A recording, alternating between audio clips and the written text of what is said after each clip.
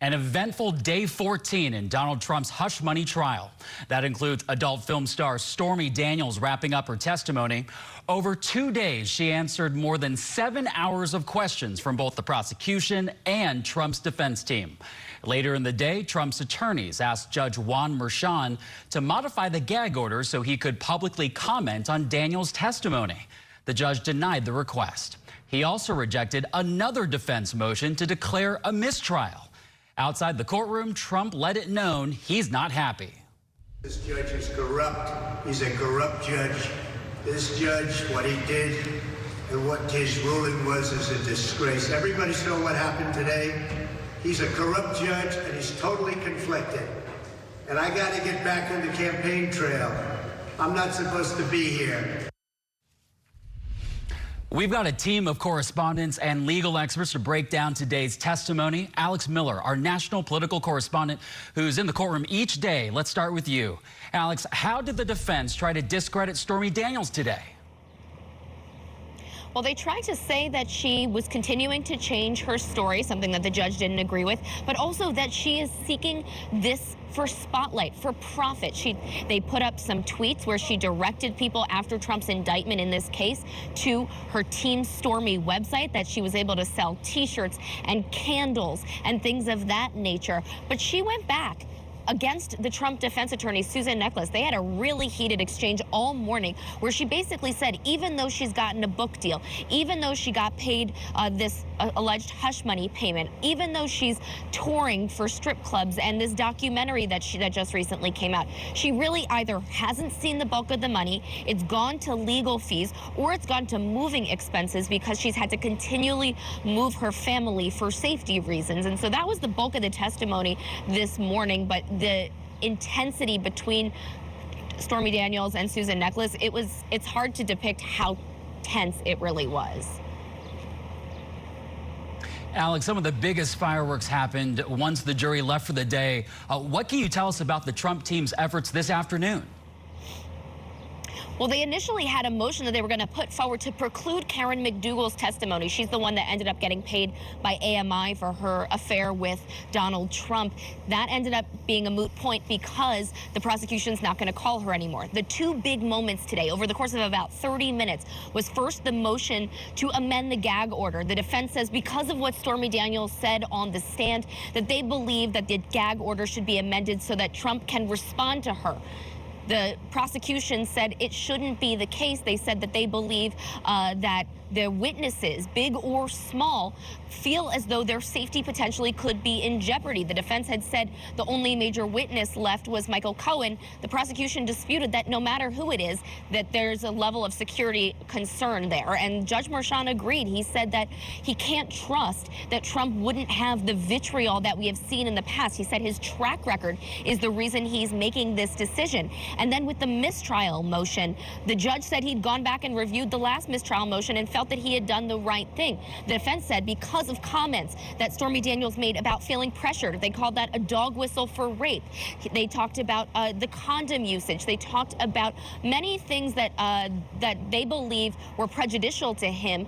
The judge said that not only was it not necessarily prejudicial, but that the defense should have objected to these things, that they chose not only not to object to them, but actually to go after them more in cross-examination. And even more than that, they said that the defense really opened up a can of worms during the opening statements by saying that Trump never had this affair. And because of that, they pitted his story against hers. And when they do that, they had to be able to ask Stormy Daniels about the sexual encounter, about what the hotel room looked like, because the jury is going to be the ones that have to decide whose story they believe. Alex Miller, live in New York. Alex, thank you. We're joined now by criminal defense attorney and former DeKalb County Assistant District Attorney J. Tom Morgan, a former Manhattan Assistant District Attorney and Scripps News legal analyst Michael Scotto, and Scripps News legal affairs correspondent Ava Joy Burnett. Stormy Daniels was on the stand for more than 7 hours over the course of 2 days of testimony. One of the big takeaways is the defense getting Daniels to admit she knew nothing about the charges at the center of the case. And when asked if she knew what Trump was charged with, she said, quote, "I don't really understand. I'm just here to answer the question asked to me." There's a lot of indictments. I know nothing about his business records. No, why would I?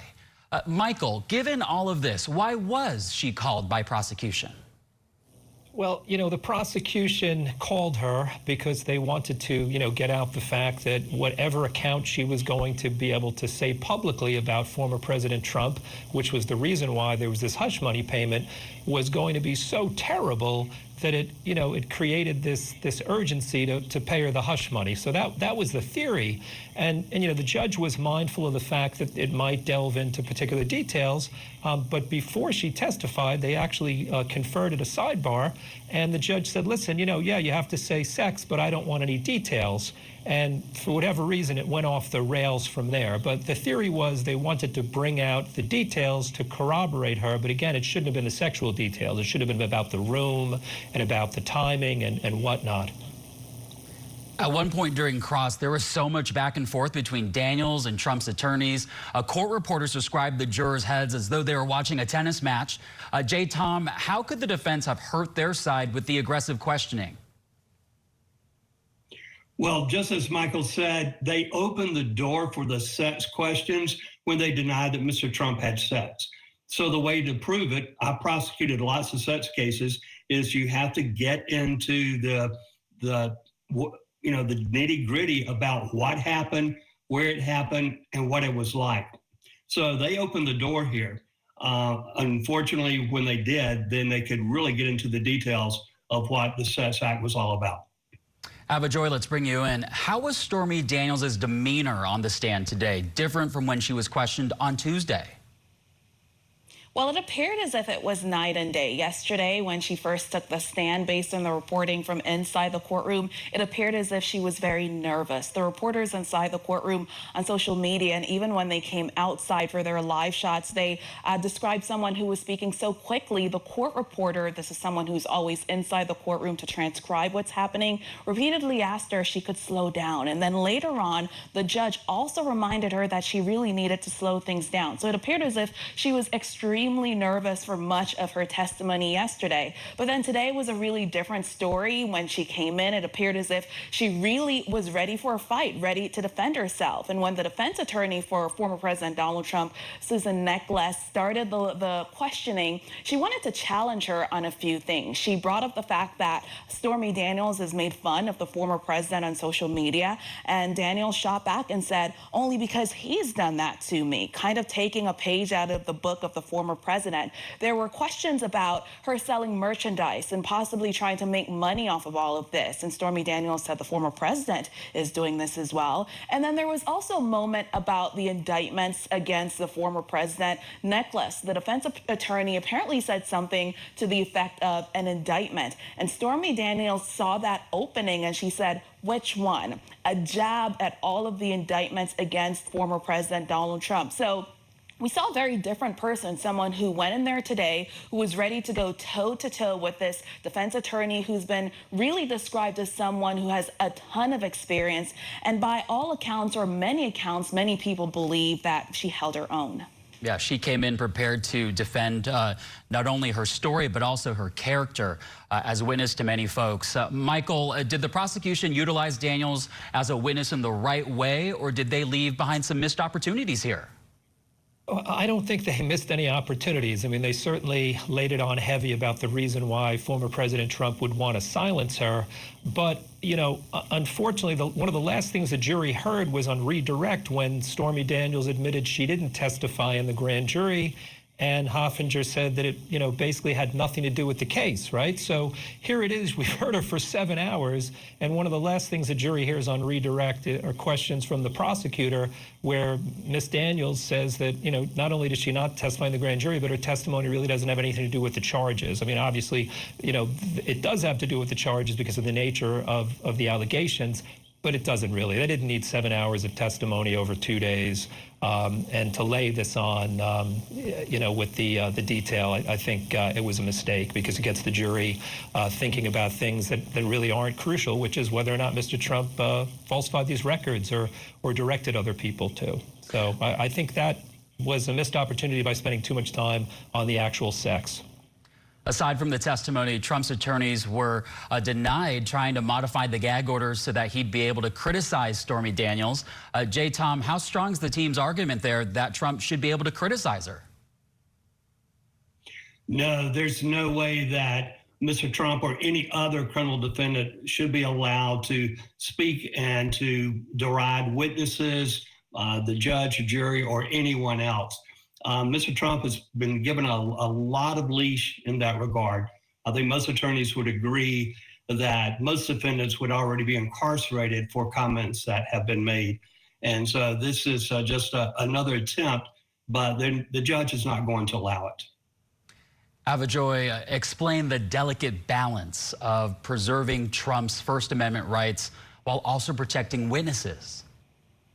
Yeah, well, the former president, he is in a very unique position here, and we cannot overstate this. This is historic. We have a former president who is a defendant in a criminal matter, but he's also a candidate who's running for the office of the presidency once again. So the judge really has to balance those two things. As a defendant, he has to follow the rules of that courtroom, and the rules means he has to abide by this gag order. But as a candidate, a presidential candidate, he has a right to go out and defend himself and political speeches and so forth. So this is a delicate balance that the judge really has to try to toe the line with. But as you just heard from our previous panelists, the judge is really trying to ensure that anyone who has testified so far, that they will not be open to possible attacks from the former president.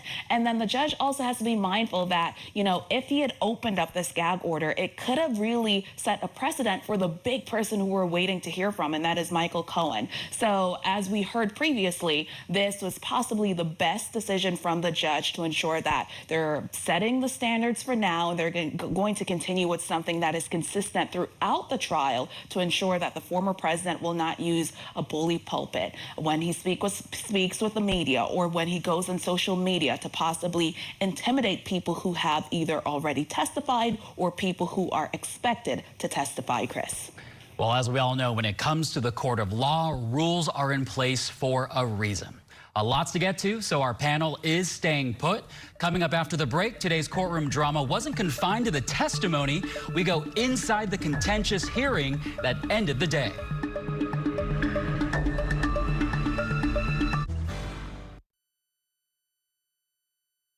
I'm innocent, and I'm being held in this court with a corrupt judge who's totally conflicted. Donald Trump declaring his innocence today outside the courtroom, but that remains up to the jury to decide after Judge Juan Merchan rejected a second defense motion for a mistrial. We also learned today the prosecution won't be calling former Playboy model Karen McDougal to the stand. Let's get into both of these topics tonight with our legal panel, J. Tom Morgan, Avajoy Burnett, and Michael Scotto. Welcome back. J. Tom, let's start with you. For the second time, Trump's defense team today asked for the judge to declare a mistrial. What was their argument, and why did the judge turn them down?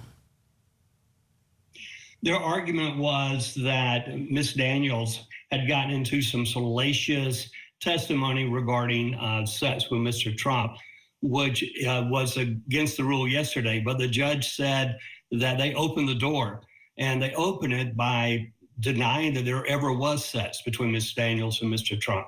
And this is, I think, a real problem for the defense. I'm sure Mr. Trump is calling the shots here, is by denying that there was sex. Then Ms. Daniels' testimony, unfortunately, we cannot see it because New York does not allow cameras in the courtroom, but her testimony seems pretty believable as far as that is concerned. And if that's the case, then it makes Mr. Trump, the defendant, to be a liar. Michael, Judge Juan Merchan showed a lot of emotion today in rejecting that mistrial request. He also really laid into the defense lawyers. Do you think he's frustrated here?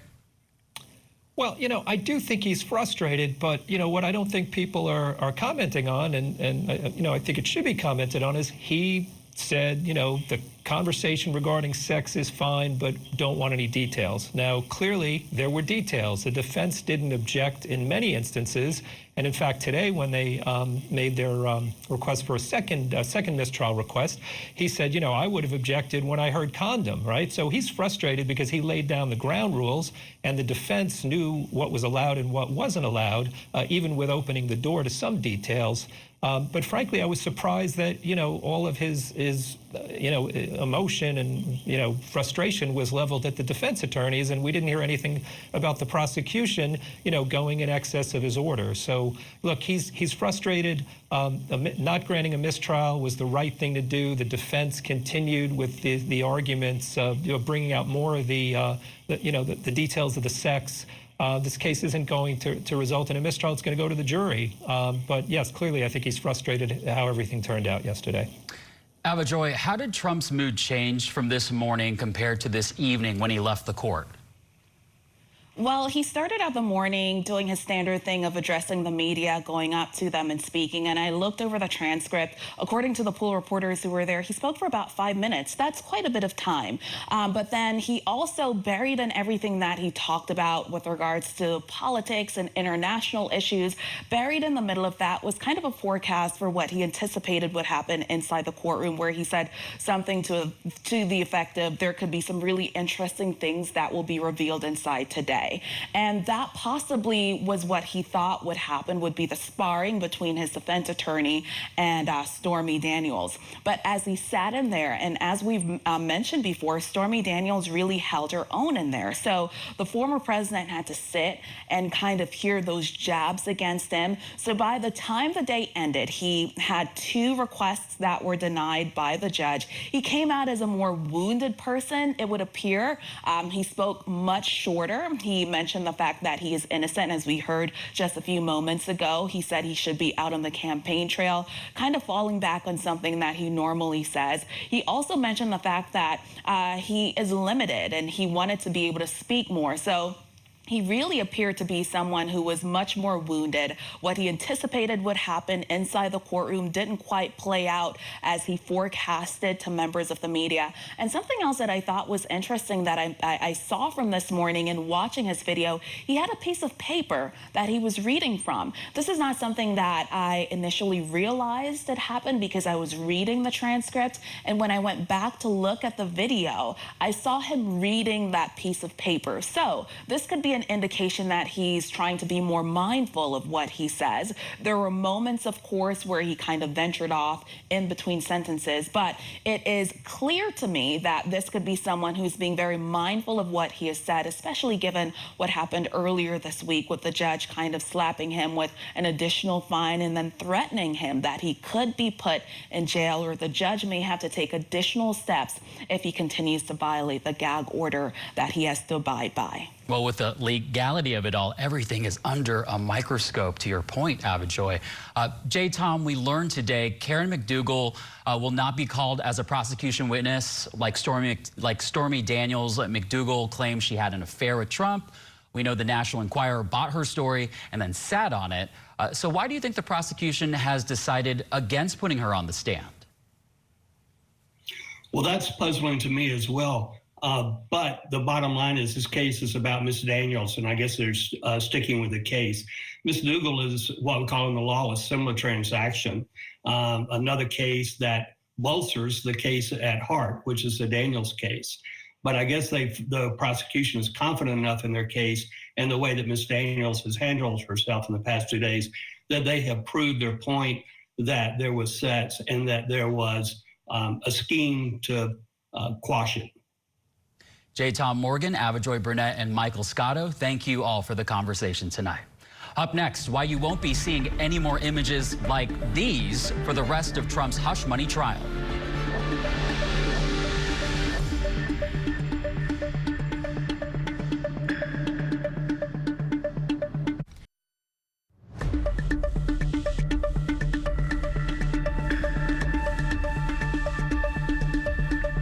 We had a number of rulings today from Judge Juan Merchan. That includes a decision on courtroom photography. Here's a look at the layout of the Manhattan criminal courtroom where the former president is on trial. The area between the judge's bench and the counsel's table is known as the well, and that's where photographers have been required to stand while taking pictures. But after the judge learned that a photographer snapped a photo of Trump outside the restricted area, he issued a new rule. No more photography in the courtroom from now on. Before we go, let's take a look at where the trial stands and at the trial calendar itself. We're now 4 weeks into the case and 3 weeks into testimony. Right now, the prosecution is still calling its witnesses. Trump's defense team will have a chance to call their own later on. Court is in session tomorrow, but the following 2 Fridays will be off days, along with every Wednesday from here until the end.